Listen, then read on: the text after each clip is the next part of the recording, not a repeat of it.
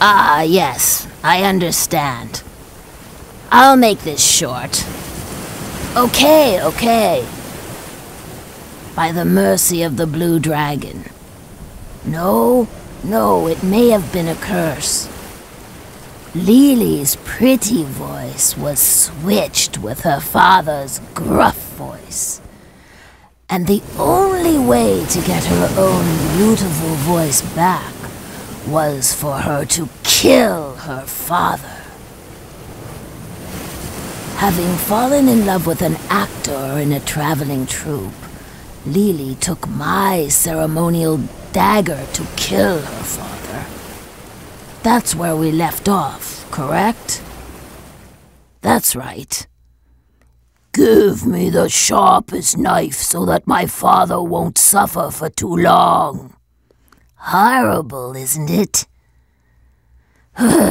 Just thinking about it gives me the shivers. I still remember the horror. Lily's pretty lips spoke those horrible words in the gruff voice of an old fisherman. She didn't kill her father right away, though. She couldn't. Every night, she would go to her father's bedroom and stand beside his bed. She would lay the dagger on her father's bearded throat. But still, she couldn't commit the final act. She would just stand there in silence for a while. Then she would leave the room with tears in her eyes. Every night, the same routine. But actually, her father was not asleep. He was ready to die if it meant that his daughter would have her beautiful voice back. The daughter, standing at her father's bedside. The father, pretending to be asleep while his daughter places a dagger to his throat. My heart aches every time I picture the scene. And finally, the troupe was ready to move out of the fishing village the next day. Lily made up her mind and entered her father's bedroom again. But the bedroom was empty. Her father knew she'd leave the village with the theater troupe, so he thought, I'll send her off with a little something.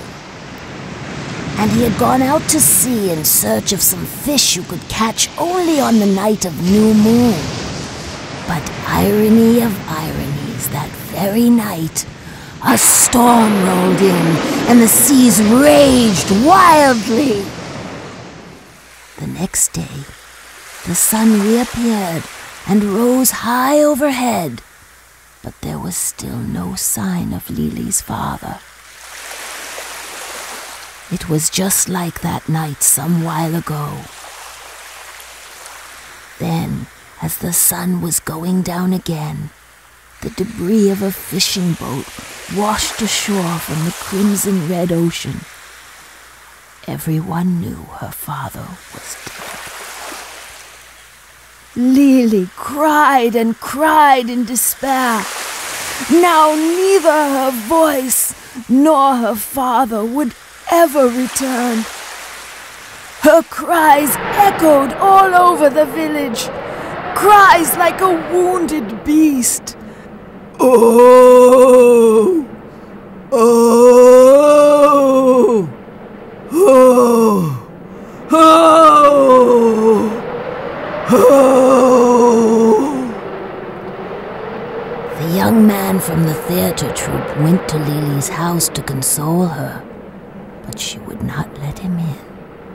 Of course, he never knew that the hideous cries coming from the other side of the wall were Lily's own.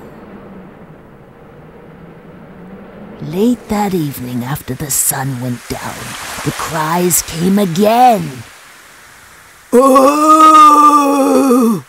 Oh! Oh! Lily's voice had grown hoarse from her endless wailing, making it sound even more fearsome. But then another very strange sound joined in. Slip, slip, splat. Slip, slip, splat. It was like a wet, sloppy piece of meat slithering across the ground.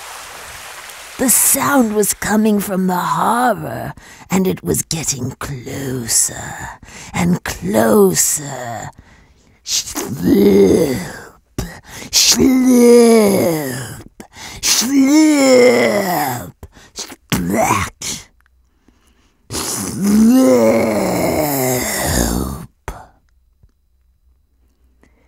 And then the gulls started to screech too, perhaps because they wanted that meat. Sloop, shwee, shwee, sloop, sloop, splat, sloop. Splat, sloop, sloop. The sound stopped right in front of Lily's house. Soon the door began to open.